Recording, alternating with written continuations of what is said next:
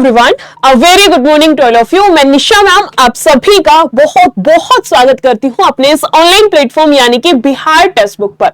और आज इस वाली वीडियो में हम लोग मिले हैं आपकी एक बहुत बढ़िया सी गुड न्यूज के साथ में, और वो है आपकी ये वाली भर्ती जिसमें कि मैम बिना किसी एग्जाम के हमें सिलेक्शन लेने का, हमें 35 से 40 हजार की जॉब करने का मौका मिल रहा है। बस इसी भर्ती के बारे में फटाफट से डिस्कशन कर लेते हैं क्योंकि बहुत टाइम से बच्चे वेट करते हैं, और स्पेशली ऐसी भर्तियों का जिसमें कि एग्जाम ना देना पड़े, क्योंकि आपको पता है कि कंपटीशन आपका इतना ज्यादा है ना। तो इन सारी चीजों के चलते मतलब एक होता है कि बच्चा इन वैसे तो भर्तियों का इंतजार करता ही है, लेकिन जो ऐसी वैकेंसीज होती है ना जिनमें कि बिना परीक्षा सीधी भर्तियां होती है, इनका एक अलग ही जोश के साथ में वेट किया जाता है। तो फटाफट से डिस्कशन कर लेते हैं कि कौन कौन सी भर्ती है, क्या कुछ इसमें वेतन रहेगा, अगर आपकी परीक्षा नहीं है तो फिर कैसे आपका चयन किया जाएगा, प्रोसेस क्या रहेगा, सब कुछ फटाफट से एक बार डिटेल में देख लेते हैं। आप एक बार फटाफट से इस वाली वीडियो को शेयर कर देना, ठीक है। तब तक हम लोग इसको स्टार्ट करते हैं। बोला है बिहार SDRF नई भर्ती 2025। इसमें आपका ड्राइवर है, एक आपका हेड कांस्टेबल, कार्यपालक, ये सारी चीजें अभी डिटेल में देख लेते हैं। सीधी भर्ती है, कोई परीक्षा नहीं है, और 38,000 से ज्यादा आपकी सैलरी है। सारी चीजें आपने थंबनेल में देख ली होंगी। मैं यहां पर ना क्लियर कर देती हूं आपको कि कुछ पोस्ट हैं जहां पर आपको परीक्षा देनी पड़ेगी, लेकिन कुछ पोस्ट हैं जिन पर परीक्षा नहीं देनी पड़ेगी। तो ये भी डिस्कस कर लेते हैं कि कौन सी पोस्ट के लिए आपको परीक्षा देनी होगी, कौन सी पोस्ट के लिए परीक्षा नहीं देनी होगी। ये आपका ऑफिशियल नोटिफिकेशन है जो आया है, एज इट इज है, मैं आपको यहीं पर बता देती हूं। बोला यह है बिहार पटना के नियंत्रणाधीन राज्य आपदा मोचन सारा कुछ है, संविदा के आधार पर एक मुक्त मानदेय पर भर्ती। आपका क्या है मैम, संविदा के आधार पर है। ये चीज पहले ही क्लियर कर दी गई है, मैं भी आपको स्टार्टिंग में ही बता देती हूँ। संविदा के आधार पर होता है जो आपका कॉन्ट्रैक्ट बेस, जो आपको जॉब दी जाती है ना, वो वाली वैकेंसी है ये।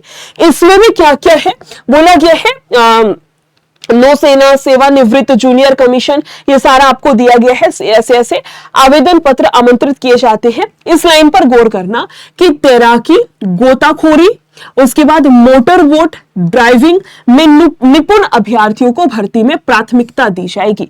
यानी कि जिनको ये सारी चीजें या इनमें से कुछ आता है, किसी को तैराकी आती है, किसी को गोताखोरी आती है, तो उन स्टूडेंट्स को चयन के टाइम पर, भर्ती के टाइम पर प्रेफरेंस पर रखा जाएगा। इस बात का ध्यान रखना। यानी कि जिन बच्चों को इनमें से कुछ भी आता है या सारी चीजें आती है, उसके लिए अपने आप में बहुत अच्छी बात है। उसके बाद आते हैं मैम भर्ती है कौन सी, टोटल आपकी 4 पोस्ट इसमें है। 4 पोस्ट पर भर्ती है, जिसमें एक है आपका निरीक्षक कार्यपालक जिसकी की 34 पोस्ट है। एक है अवर निरीक्षक कार्यपालक जिसकी की मैम 88 पोस्ट है। उसके बाद है आपका हेड कांस्टेबल। हेड कांस्टेबल भी 2 तरीके से बांटा है, मतलब 2 अलग अलग पोस्ट है। एक है head constable ground duty radio operator जिसकी 117 है, और चौथा है हेड कांस्टेबल चालक, ये आपकी 82 पोस्ट है। टोटल मिलाकर के 321 आपकी वैकेंसी है। टोटल मिलाकर के मैम 321 हमारी वैकेंसीज है, ठीक है। ये फिर आपकी कैटेगरी वाइज दे रखी है, कौन सी कैटेगरी से कितना है। मेन 321 आपकी वैकेंसीज है। कैटेगरी वाइज देखना है तो मैं टेलीग्राम पर इसको प्रोवाइड करा दूंगी, आप वहां से इसको डिटेल में देख लीजिएगा। आगे चलते हैं मैम, ये क्या है नियोजन अवधि कि किस तरीके से कैसे रहेगा, मैं आपको बता चुकी हूँ। संविदा कॉन्ट्रैक्ट के हिसाब से होगा। अब वो कॉन्ट्रैक्ट कैसे क्या रखा जाएगा वो भी मैं डिटेल में बता देती हूँ। बोला गया है संविदा के आधार पर प्रथमतः 5 वर्षों के लिए नियोजित किया जाएगा। आपको स्टार्टिंग के 5 साल के लिए ये लोग रखेंगे।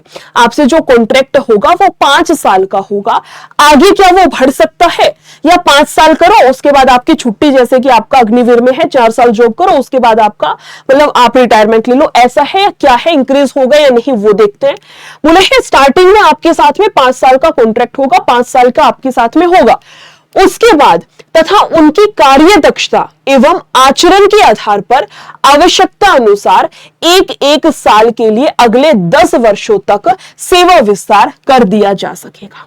मान लो आपने काम, आपके 5 साल पूरे हो गए, लेकिन आपने काम अच्छा किया है, आपकी एफिशिएंसी अच्छी है, बढ़िया आप कर रहे हो, तो आपका 1 साल और बढ़ा दिया जाएगा। आपने फिर अच्छा काम किया, फिर 1 साल बढ़ा देंगे, फिर अच्छा किया, फिर 1 साल बढ़ा देंगे। ऐसे 5 साल का तो कॉन्ट्रैक्ट है ही है, प्लस एक एक करके आपका मैक्सिमम 10 साल तक ये एक्सटेंड हो सकता है, अगर आप काम अच्छा करते हो, आपकी कार्य दक्षता अगर अच्छी है तो उस केस के अंदर। फिर बोला गया है, परंतु किसी की भी परिस्थिति में कमी के 60 वर्ष की आयु पूर्ण करने के पश्चात सेवा विस्तार नहीं किया जाएगा। मान लो आपने ज्वाइन किया है, इसमें अधिकतम आयु ना 50 है, अभी ये भी बताऊंगी। मान लो आपने 50 की आयु में ज्वाइन कर लिया, 5 साल का तो कॉन्ट्रैक्ट था, 55 हो गया। 55 साल में आपने फिर 5 साल में अच्छा काम किया, आपका 56 हो गया। फिर 1 साल बढ़ा देंगे मैम 57, फिर 1 साल बढ़ा दिया मैम 58 हो गया। फिर आपका 1 साल बढ़ा दिया 59, फिर 1 साल बढ़ा दिया मैम 60। अब आप ये मत बोलना कि मेरा तो 1 साल बढ़ा, 2 साल, 3 साल, 4-5 साल ही मेरे बढ़े हैं। आपने बोला था 10 साल तक बढ़ाएंगे, एक एक करके, मैक्सिमम आयु फिर 60 है। अगर 60 क्रॉस कर दिया ना, उसके बाद इंक्रीज नहीं होगा, फिर आपको रिटायरमेंट ही रहेगी उसके बाद, ठीक है ना, उसके बाद इंक्रीज नहीं होगा। तो यही सारी बातें बोली गई है कि मैम 5 साल का कॉन्ट्रैक्ट है, बट अच्छा काम किया तो एक एक करके आपके मैक्सिमम 10 साल तक ये लोग इंक्रीज कर देंगे। ये आपका कॉन्ट्रैक्ट रहेगा, जो भी आपकी डील रहेगी, जो भी कॉन्ट्रैक्ट रहेगा, सारी चीजें। अब बात करते हैं कि मैम ये जो 4 पोस्ट है, इसके लिए सैलरी क्या रहेगी, क्योंकि एक ना छोटा सा बच्चे के दिमाग में आता है कि अगर उस पे है ना कॉन्ट्रैक्ट बेस पर जॉब है तो सैलरी वही होगी, वो आपकी 10-12 हजार वाला सिस्टम होगा, या तो 8,000 या 10,000 या 12,000, वो हमारे माइंडसेट बन रखा है। ऐसा नहीं है, आपकी इस भर्ती में ध्यान से सुनना, बहुत अच्छी खासी सैलरी है। अगर आप निरीक्षक कार्यपालक की जॉब के लिए सिलेक्ट होते हैं तो 38,640 आपका प्रति माह रहेगा। बोला गया है नियत मानदेय प्रति माह 38,640, ठीक है। अगर आप अवर निरीक्षक कार्यपालक के लिए हैं तो 38,640 इसका भी।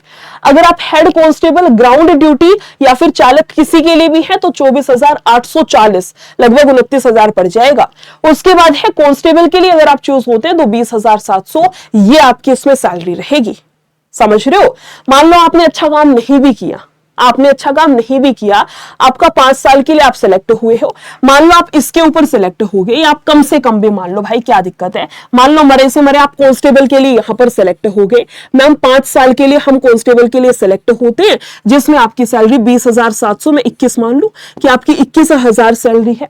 भाई 5 साल तक 21,000 सैलरी आपके खाते में आएगी, 5 साल का टाइम मिल जाएगा। जो भी आपकी ड्रीम जॉब है उसकी तैयारी करो, बार बार पेपर दो, जब तक वो पेपर आपका निकल ना जाए। इवन आपको मान लो यूपीएससी का भी पेपर देना, भाई जॉब के साथ तो सारी दुनिया पढ़ रही है ना, आप जॉब के साथ साथ भी तो पढ़ सकते हो। एक तो आप घर बैठे हो, घर वालों के ताने सुन रहे हो, है ना, इकोनॉमिकली आपके पास में पैसे नहीं है, इवन बुक्स तक खरीदने के लिए पैसे नहीं है, पेरेंट्स से लेने पड़ते, इधर उधर से लेने पड़ते, दिक्कतें आती है। एक आपके पास में ये ऑप्शन हो कि जॉब भी है, सैलरी भी आ रही है और अपना साथ के साथ पढ़ते भी रहो। 5 साल का एक तरीके से ना आपको इसमें गैप मिल जाएगा कि जो भी जॉब आपको लेनी है वो 5 साल का एक ना सेफ्टी जोन आपको मिल जाएगा कि 5 साल अब हमारे पास में है, ठीक है। तो अच्छा खासा ऑफर है क्योंकि सैलरी आपकी अच्छी खासी है। और जो इसकी मैक्सिमम एज है, इसमें 50 साल, इसमें 50, इसमें 50, सब में 50 है। बस जो कांस्टेबल वाले बच्चे हैं उनके लिए 40 रखी गई है। आगे चलते हैं, ये है मैम निरीक्षक कार्यपालक, अवर निरीक्षक। अब ना ये प्रोसेस क्या होगा इस पर बात कर लेते हैं। अब 4 पोस्ट है तो इनमें सबका अलग अलग है, मैं आपको 1 बाय 1 डिटेल में बता देती हूँ। सबसे पहले रहेगा मैम ये वाला, जो आपका निरीक्षक कार्यपालक या अवर निरीक्षक कार्यपालक, जो ये पहली और दोनों दूसरी है ना, मैं इसको इरेज कर देती हूँ। इन दोनों जॉब का मैं बता रही हूँ, इन दोनों जॉब के लिए आपका प्रोसेस क्या रहेगा। सबसे पहले आपका डॉक्यूमेंट वेरिफिकेशन करा जाएगा, डीवी जिसको बोलते हैं। उसके बाद आपका शारीरिक दक्षता परीक्षा, इसमें आपका पीईटी होगा, फिजिकल एफिशिएंसी टेस्ट, फिजिकल देना जिसको बोलते हैं ना, फिजिकल मार के आया हूं, वो फिजिकल आपको देना पड़ेगा। उसमें क्या है, 12 मिनट में आपको 1 मील दौड़ना होगा, 12 मिनट में 1 मील आपको दौड़ना होगा। उसके बाद तीसरा प्रोसेस इसमें तैराकी जांच, इसमें आपको तैराकी, स्विमिंग करनी आनी चाहिए, तैराकी की आपकी जांच होगी। ठीक है। सबसे पहले डॉक्यूमेंट वेरिफिकेशन, जिस बच्चे के सारे कागज, सारे पत्र, सारे डॉक्यूमेंट सही पाए गए वो फिर सिलेक्ट होंगे फिजिकल के लिए। फिजिकल है मैम 12 मिनट में 1 मील आपको दौड़ना है। जिन बच्चों ने ये दौड़ पूरी कर दी, ये दौड़ में सेलेक्ट हो गए, उन बच्चों का फिर तैराकी जांच यानी कि आपसे स्विमिंग करा के देखी जाएगी। उन स्टूडेंट्स का ये रहेगा इन दोनों पोस्ट के लिए जिनकी की सैलरी 38,640 है। क्लियर है।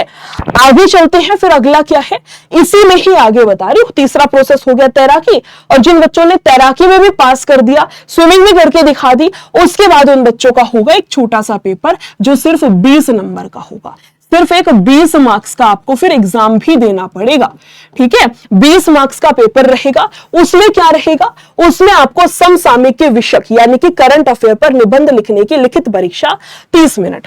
ये आपका यूपीएससी में नहीं होता है, आपको बेसिकली कोई भी करंट मुद्दा उठा देंगे। जैसे मान लो अभी आपका टैक्स का या टैक्स का भी आपका बहुत चर्चा में चल रहा है, क्योंकि टैक्स रेट आपकी वो स्लेब चेंज हो गई, तो टैक्स आपका चर्चे में चल रहा है। तो करंट अफेयर का टॉपिक हो गया मैम टैक्स का है, तो आपको बोल देंगे टैक्स के ऊपर लिखिए, एक एस्से आपको लिखना पड़ेगा जिसका 20 अंक आपको, उसके लिए 20 में से अंक लेने होंगे और इसके लिए 30 मिनट का आपको समय दिया जाएगा। तो ऐसे कोई भी आपको टॉपिक दे देंगे, उसके ऊपर आपको एस्से लिख करके दिखाना है। ये 20 अंक की आपकी परीक्षा होगी। उसके बाद जिस बच्चे का ये पास हो गया, उसकी 2 चीजें, एक इंटरव्यू जो 30 अंक का रहेगा और एक मेडिकल बोर्ड के द्वारा स्वास्थ्य की जांच जो आपका मेडिकल बोला जाता है, ठीक है मैम। ये क्या रहेगा फिर हमारा इंटरव्यू, और उसके बाद क्या रहेगा आपका मेडिकल रहेगा। आपकी जॉब लग गई फिर कार्यपालक में। यही 5 प्रोसेस थे। सबसे पहले मैम डीवी, जिसका डॉक्यूमेंट अच्छा है, सारा डॉक्यूमेंट सब कुछ परफेक्ट है।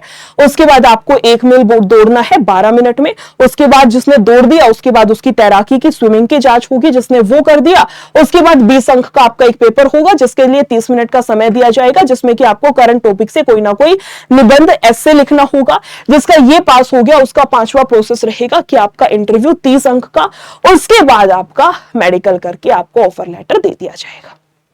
उसके बाद आगे आते हैं मैम हेड कांस्टेबल में क्या है। फिर हेड कांस्टेबल के फिजिकल में क्या रहेगा, हेड कांस्टेबल के फिजिकल में भी आपको, हेड कांस्टेबल में ग्राउंड ड्यूटी वाला भरते हो चाहे रेडियो ऑपरेटर का, इसका पूरा प्रोसेस भी मैम 5 चरणों में बांटा गया है। सबसे पहले डीवी होगा, उसके बाद आपका फिजिकल होगा। फिजिकल में क्या क्या है, 10 मिनट में 1 मील दौड़ना है। अगर आप हेड कांस्टेबल के लिए अपना फॉर्म भरते हो तो उसके लिए आपके पास में फिजिकल में ये सारी चीजें होनी चाहिए। 10 मिनट में 1 मील दौड़ना, आपको बिम 3 पुलअप, पुशअप में पुलअप है जो पकड़ के ऊपर की तरफ पुश करते हैं, वो पुलअप होती है, तो आपको 3 पुलअप। और उसके बाद है लंबी कूद 8 फीट में करनी है, 8 फीट की करनी है, ऊंची कूद 3 फीट की करनी है, और ये आपका फिजिकल रहेगा। सबसे पहले डॉक्यूमेंट चेक, उसके बाद मैम ये फिजिकल जो भी मैंने आपको बताया, जिसमें आपकी रनिंग है, बिम मारनी है, लंबी कूद है, ऊंची कूद है, ये 4 चीजें फिजिकल में है। उसके बाद अगर ये पास कर दिया तो तैराकी होगी, ये पास कर दिया तो आपका सिर्फ इसमें इंटरव्यू है, इसमें एग्जाम नहीं होगा, सिर्फ 20 अंक का इंटरव्यू है। उसके बाद फिर इसमें आपका मेडिकल हो जाएगा। इसी के साथ में जो चौथा है मैम हेड कांस्टेबल का ही, लेकिन जो चालक वाला है ना, हेड कांस्टेबल चालक या फिर कांस्टेबल वाली जो जॉब है, इसके लिए क्या प्रोसेस रहेगा। अगर इसके लिए आप भरते हो तो इसके लिए भी आपकी यही प्रोसेस है। सबसे पहले आपका डॉक्यूमेंट वेरिफिकेशन, फिर जो आपका इसमें वो होगा ना फिजिकल, उसमें है 10 मिनट में 1 मील। बस आपको 10 मिनट में 1 मील दौड़ना है, लंबी कूद, ऊंची कूद और बिम, ये सारी चीजें इसमें आपकी नहीं है। उसके बाद है चालक निपुणता की जांच, इसमें आपकी की जाएगी। ऑब्वियसली आप चालक के लिए भर रहे हो तो आपका ड्राइविंग का टेस्ट तो इसमें होगा ही होगा, और फिर आपकी तैराकी की जांच होगी। ये पूरा प्रोसेस है मैम इसके लिए। और लास्ट में होगा 20 अंक का आपका सिर्फ इंटरव्यू, नो एग्जाम, है ना। इंटरव्यू, सिर्फ इंटरव्यू होगा, कोई एग्जाम इसमें आपका नहीं होगा। तो बेसिकली 4 पोस्ट है, ये वाली आपकी है ना। 4 पोस्ट में से मैम इसमें और इसमें आपका एग्जाम होगा, वो सिर्फ 20 मार्क्स का होगा, 20 अंक का होगा। इसके लिए और इसके लिए आपका कोई भी एग्जाम नहीं है, सिर्फ आपका इंटरव्यू होगा। अब इसके लिए डॉक्यूमेंट क्या कुछ चाहिए और कैसे फॉर्म भरना है, फॉर्म ऑफलाइन भरना पड़ेगा, तो वो पूरा डिटेल में एक अलग से वीडियो ला करके मैं आपको बता दूंगी, क्योंकि लंबी बहुत ज्यादा हो जाएगी वीडियो। इसको इतना ही रखते हैं, ठीक है। फिर मिलते हैं ऐसे किसी और वीडियो के साथ में, इसको शेयर कर दीजिएगा। Thank you so much, take care, bye bye.